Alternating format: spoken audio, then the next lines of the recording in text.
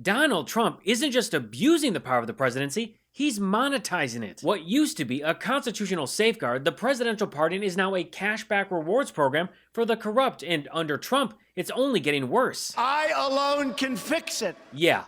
He can fix it if you write a big enough check. Trump's pardon power isn't just being abused, it's basically being auctioned off. This week, Trump pardoned Scott Jenkins, a former Virginia sheriff convicted of bribery and public corruption. According to federal prosecutors, Jenkins accepted over $75,000 in cash and campaign donations in exchange for making unqualified donors auxiliary deputies. Basically handing out law enforcement roles to people who paid him off, like it was a MAGA-themed Build-A-Badge workshop. The president used his pen to wipe away the conviction of Scott Jenkins, a former Virginia local sheriff. A jury convicted Jenkins of accepting more than $75,000 in bribes for handing out no-show jobs. The evidence included video of Jenkins taking bags of cash and first-hand accounts from co-conspirators turned witnesses for the prosecution. In Trump's justification, not that Jenkins was innocent, not that he was framed, just that Biden's DOJ was too mean. Here's what Trump posted on Truth Social. Sheriff Scott Jenkins, his wife Patricia, and their family have been dragged through hell by a corrupt and weaponized Biden DOJ. Maybe don't collect $75,000 in bribes, but hey, that's just me. The sheriff is a victim of an overzealous Biden Department of Justice and doesn't deserve to spend a single day in jail. He is a wonderful person who was prosecuted by the radical left monsters and left for dead. That is why I, as President of the United States, see fit to end his unfair sentence and grant Sheriff Jenkins a full and unconditional pardon. He will not be going to jail tomorrow, but instead will have a wonderful and productive life. This is Trump's go-to move. Not this person didn't do it, just that they're nice and being persecuted. It's the same playbook that Trump has used since day one. Turn the justice system into a personal protection racket. If you're loyal, you're good. If you're not, jail. But it didn't stop there. Trump also pardoned Todd and Julie Chrisley, stars of Chrisley Knows Best, who were sentenced in 2022 for defrauding banks of more than $30 million through falsified documents and loans. Reality TV stars Todd and Julie Chrisley will serve lengthy prison terms for their fraud convictions. A federal judge in Atlanta sentenced Todd Chrisley to 12 years in prison yesterday, while his wife Julie got 7 years behind bars. The judge sentenced their accountant to 3 years in prison. The couple, known for their show Chrisley Knows Best, were found guilty earlier this year of defrauding banks and the IRS out of millions of dollars, all to fund a lavish lifestyle. Nothing screams law and order like wiping the slate clean for reality TV grifters. It's almost like Trump only associates himself with criminals and con artists. Weird. Trump personally called Savannah Chrisley, Todd and Julie's daughter, to deliver the news from the Oval Office. Your parents are going to be free and clean, and I hope we can do it by tomorrow. Is that okay? We'll try getting it done tomorrow. So wonderful. Give them, I don't know them, but give them my regards and wish them a good life. Mr. President. Yes. How are you? I just want to say thank you for bringing my parents back.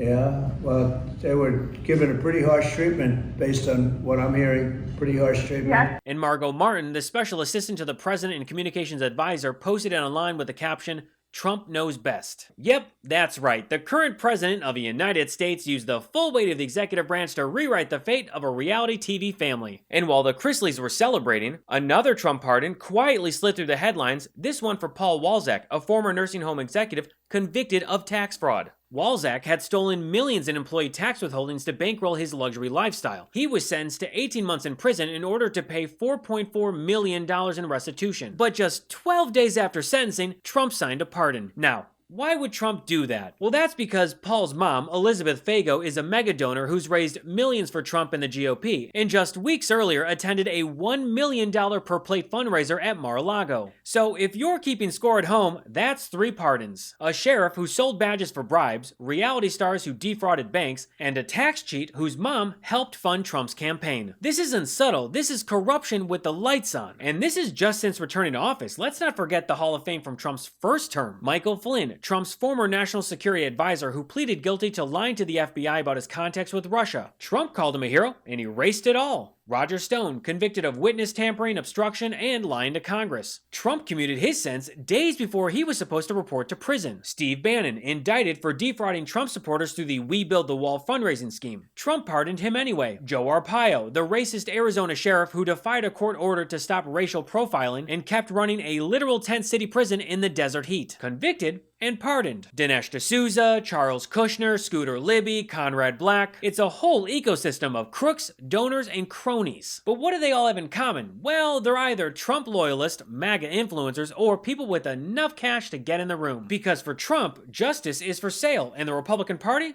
They're totally fine with it. Senate Republicans won't hold hearings, House Republicans won't pass accountability bills, and no one in the GOP will even say the word corruption unless it's about Hunter Biden's laptop. What makes this dangerous isn't just the pardons, it's the message behind them. Trump is telling every grifter, scammer, and insider, do what you want, as long as you're loyal to me. That's not law and order, that's authoritarianism, and it's not hypothetical anymore.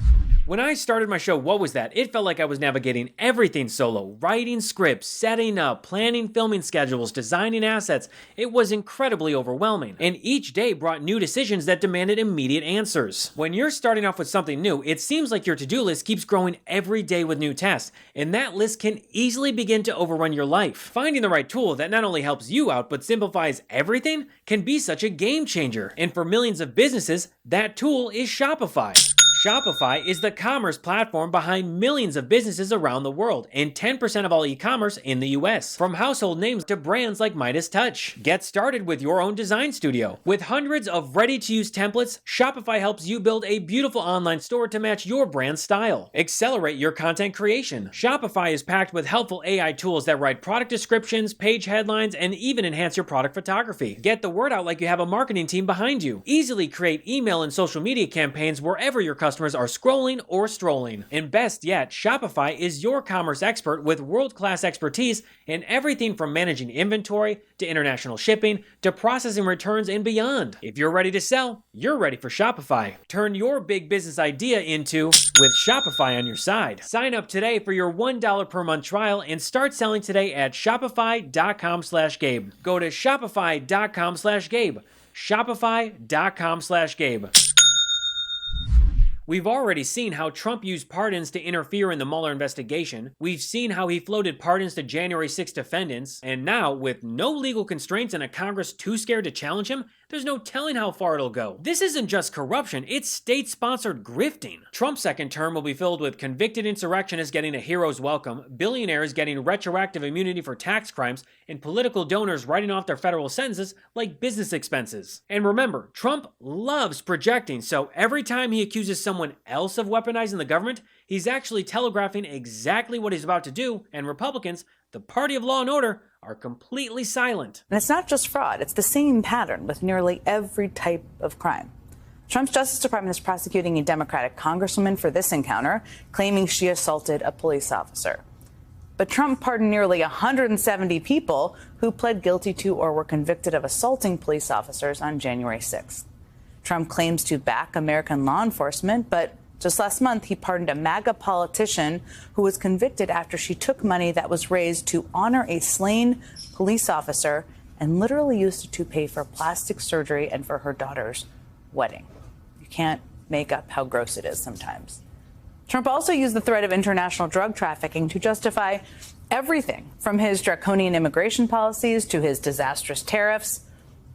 But that didn't stop Trump from pardoning a notorious online drug trafficker who the FBI says is responsible for the overdose deaths of at least 6 people. All because that notorious online drug trafficker had become a cause célèbre in parts of the conservative movement.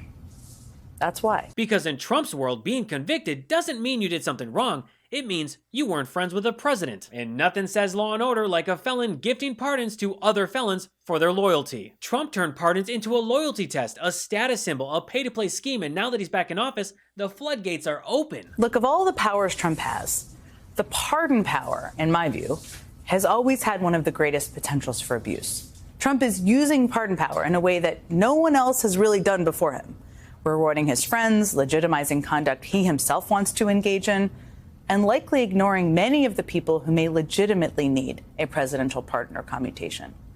It's pretty clear that Trump intends to keep expanding his use of the pardon power. I mean, earlier this month, he chose Ed Martin as his official pardon attorney. You'll remember this guy, I'm sure. We've talked about him a lot. He's a former advocate for January 6 defendants. He was actually in Washington on January 6 tweeting from the protests. Trump then decided to try and make Ed Martin the U.S. attorney for Washington, D.C., where Ed Martin immediately started threatening Democratic lawmakers with baseless investigations.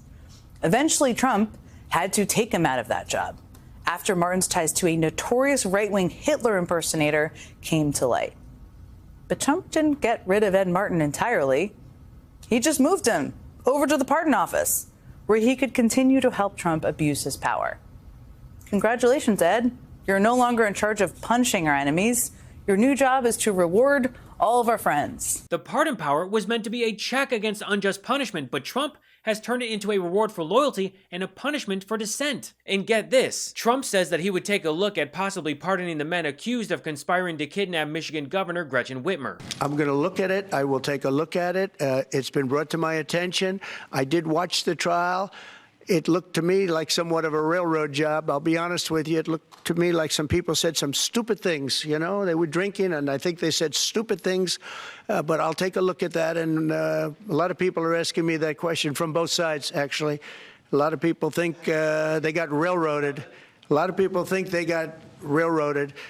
And probably some people don't. One more. He's not draining the swamp. He's running the concession stand. From sheriffs to fraudsters to reality TV stars, Trump is turning the Oval Office into a courtroom vending machine. And the only people who can stop it are the ones standing silently by pretending it's all normal. What Was That exists because of viewers like you. With billionaires controlling the media and misinformation everywhere, supporting real reporting matters now more than ever. Become a paid subscriber today at whatwasthat.show for more episodes, articles, and breakdowns. This is a one-person production, so your support helps keep the lights on. Prefer to listen while you're on the go? What Was That is available on all major podcast platforms. Apple, Spotify, you name it. Until next time, I'm Gabe Sanchez, and this has been What Was That?